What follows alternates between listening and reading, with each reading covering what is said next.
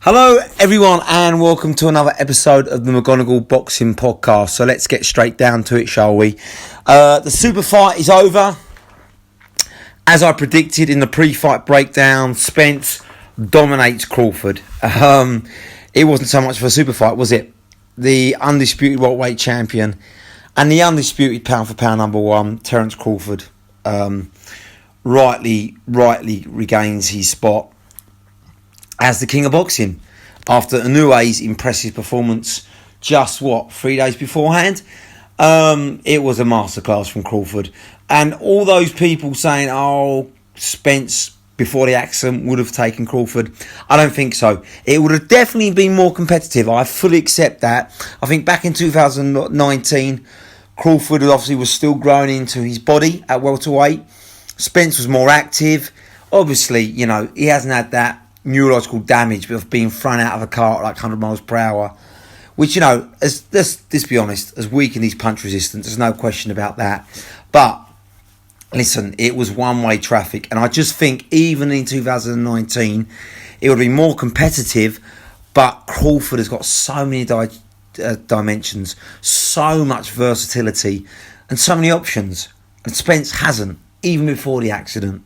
And I just think even having a size advantage, which he didn't have in this fight, by the way, because Crawford was a fully fledged welterweight and he was actually bigger, more muscular, stronger than Spence. Spence looked frail, which surprised me a little bit, size-wise, but he would have been bigger in 2019. But as Usyk's shown in heavyweight, it's not all about size. Spence had the skill. Crawford had the skill, and he would have eventually adjusted. He would have adapted to southpaw, and what was evident is Spence had no answer, did he, to southpaw. He's so used to fighting these orthodox fighters and having that advantage of being a southpaw himself, that when a southpaw comes to him, he didn't know how to adjust. He didn't know how to fight on the back foot either. He's so used to pressing the fight, and Crawford just simply timed him coming in until he hurt him, and then when he hurt him, Crawford was on him. Very smart fight, didn't rush it. And what's impressive is I knew Crawford would jab to set up, obviously, the counter right, but double jabbing was phenomenal. I mean, it was, twos and threes, and Spence has never fought anyone like that who's jabbed in bunches, and his jabs are ramrod. I mean, it's not far off Larry Holmes. I mean, that jab is vicious from Crawford, vicious. And Spence had no answer to it, and he just picked him apart. I mean, his face by the third round was reminiscent of his car crash, and I don't mean to be disrespectful there, but I mean, it was bloodied, it was battered, and again, I think the punch resistance, I think there's the tissue around his face, Spence, that's evident of a car crash, isn't it? It hasn't got the resistance that he had pre-accident. It can't have. It's softer, it's weaker, and that's why he bloodied up. I mean, he showed tremendous heart to stay in that fight, but Derek James really should have looked to maybe pulled Spence out earlier, for me. I mean, especially after being floored in the seventh.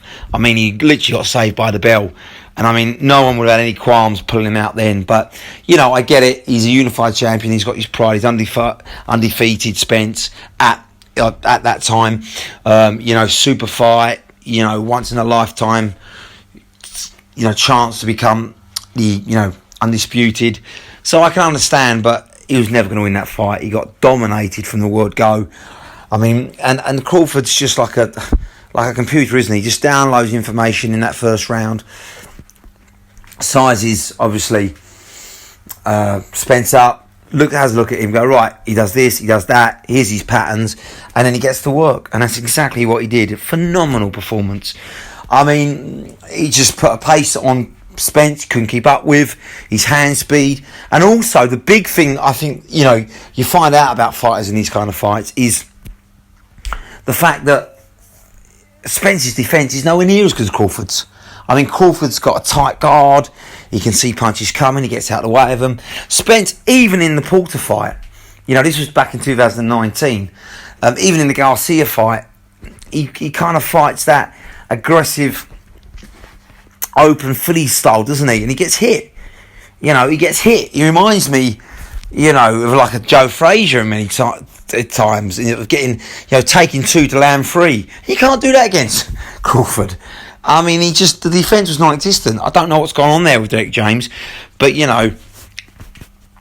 Crawford and his larger-than-life trainer have clearly worked on an all-round game, and it just goes to show when he was younger, when he got injured, rather than stop fighting, he carried on, and obviously he hurt his right hand. He just learned to box with his left hand. He just boxed literally for a year with his left hand, and that's why he can box just as well southpaw as he can orthodox. It's incredible. I mean, for me, he beats Mayweather at welterweight. I mean, because Mayweather's probably slightly better than him defensively because he's so defensively minded. But I mean, footwork you give to Spence. I think hand speed hand speed you give to Crawford. And the most important thing, and this is why I believe Sugar Ray Leonard beats Mayweather, is he's also aggressive.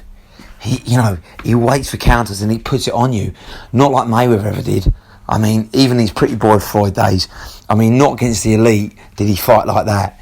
I mean, that was phenomenal from Crawford. Phenomenal. And I mean, once he gets you hurt, he's ruthless. He's like an assassin. And, he's not far off defensively from Mayweather either. He beats Mayweather at welterweight, no question. No question. I think you're looking at an all-time top 5 welterweight in Crawford. He can do it all. And I mean, like I say, it's precision. It takes his time. When he does get you hurt, my God, he's clinical, isn't he? He's absolutely clinical. And I mean, the accuracy as well. I mean, I think it was something like 90% accuracy. When he throws punches, he doesn't waste any, does he? He hits you on the spot, and he goes to the body, he goes to the head, he breaks you down. He can switch hit, he can throw power punches with his left and right hands, and he figured Spence out, didn't he? Southpaw from the second round. He knew that Spence wasn't used to that look. Although I think, why on earth, Spence says he's training hard. Why didn't he train more and more with southpaws? I mean, world-class southpaws, to get used to this, because he looked like he never fought a southpaw in his life. I know he's used to fighting orthodox fighters, but he just couldn't adapt, could he, to the angles coming his way and the timing. And clearly punch resistance has gone though, because Crawford in the second round and the 7th didn't hit him hard, timed him, didn't hit him hard, he was down and he was shaky. And that, but I believe, is down to the 2 things: the car crash, and let's be honest, I mean, Spence has not been living the life for the last, I would say, 5 years. When he had that car crash, he was drugging, weed, beer, his weight's been fluctuating. If you see photos of him, pre-fight against Spence, his weight's fluctuating, up and down. Whereas Crawford lives the life. His trainer, Bo says they live the life. He's back in the gym, the trainer, on Monday, and Crawford will be back in the gym soon as well. They dedicate themselves. They don't drink, they don't drugs, they don't party. They just focus on boxing and getting better and better. And as soon as Eminem walked him out, I thought, this is Crawford's fight. I mean, that was absolute balling, wasn't it? That shows you his status now as the man in boxing. When Eminem, by the way, free of charge, a Twitter exchange, flew out from Vegas to Vegas the next day. Eminem doesn't come out for anyone. So that shows you the status. I just thought, there's no way now. And with that epic and that fishnet around him, so confident in himself, I just thought the crowd was so behind him after that re-entrance. I thought, there's no way, Spence. It reminded me, Leonard, after Ray Charles sang for him in the Duran rematch. I just thought, there's no way now. After that build-up, sometimes you just get to a fighter. I thought, there's no way Spence is going to beat Crawford now. He looks so confident. And Spence, I know it's easy to say, but if you look at his body language, in the ring, he looked tense. He looked like he didn't believe in himself. And Crawford was on another level. Simple as that. And he's the best pound-for-pound fighter. And I rate Inoue highly, and I rate Usyk highly, and I still rate Gervonta Davis. I think he deserves top 5. And Lomachenko, believe it or not, I still think's easily top 10. He beat Haney as far as I'm concerned. But I mean, Crawford now is head and shoulders above anyone.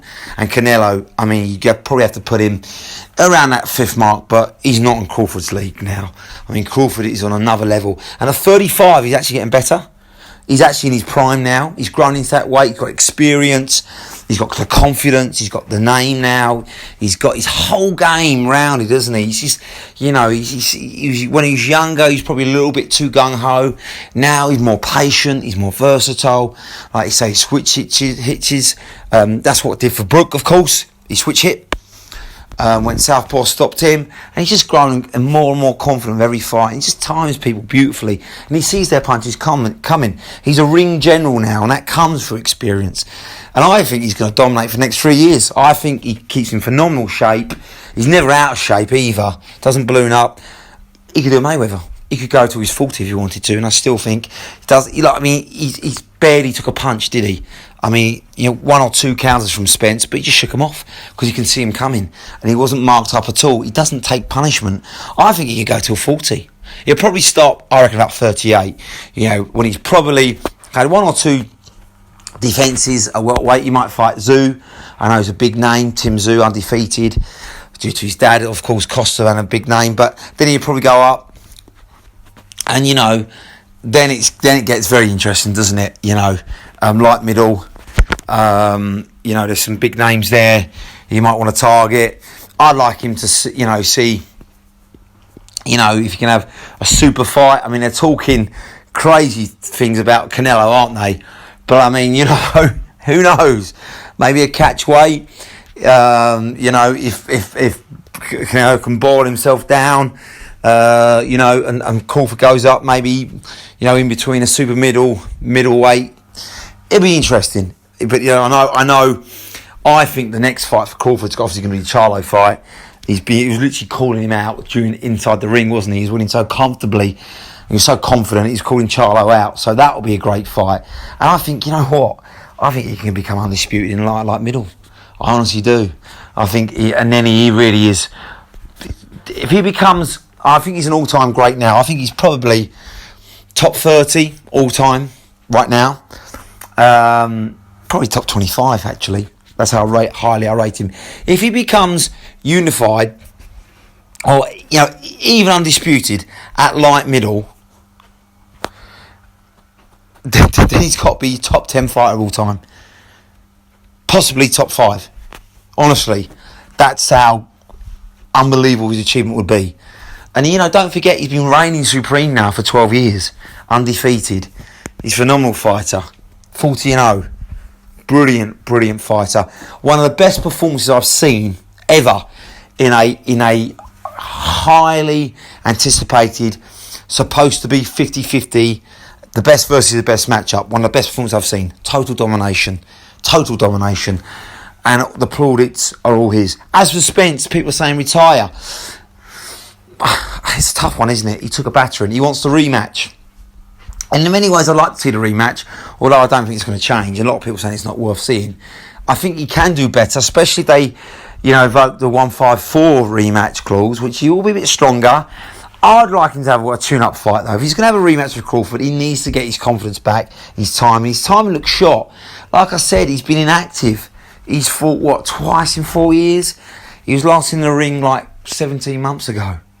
Against, let's be honest, a faded fighter in Ugas, who beat an old Pacquiao. It wasn't Crawford, or nowhere near the level of Crawford he was fighting. Ugas would be lucky to go 6 rounds with Crawford. So there's no preparation at all. He should have had at least 1 or 2 tune-up fights. What on earth was he been doing? He should have had one in December when Crawford was fighting David Avanesian. That was his tune-up fight against a quality top 5 opponent. I can't believe Spence didn't have a tune-up fight for this fight. I'd like him to have a tune-up fight against a legit opponent, top 15 ranked opponent. Get his confidence back and then go for the rematch against Crawford at 154. And I'd pay to see that, although I don't think it's going to make any difference. I think Crawford stops him again, but I think it'd be slightly more competitive.